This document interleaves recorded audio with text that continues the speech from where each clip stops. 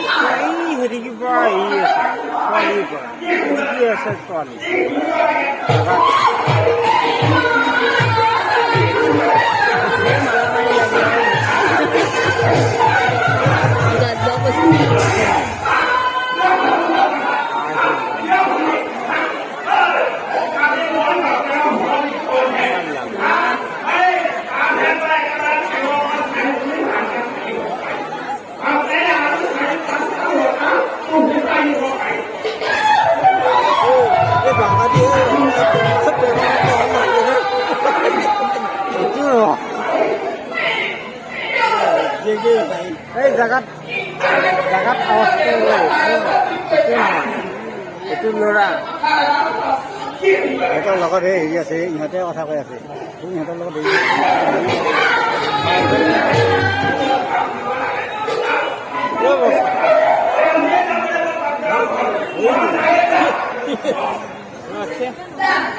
হয় নেকি? বৌ আছে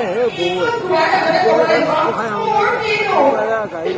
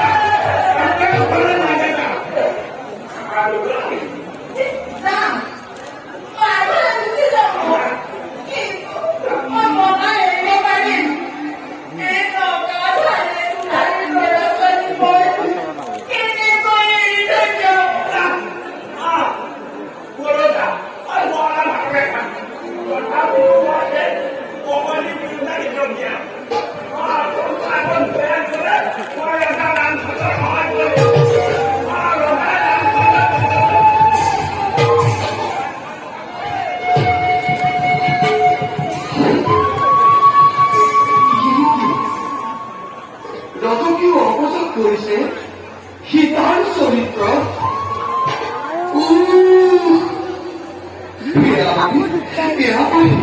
কি কৰিলো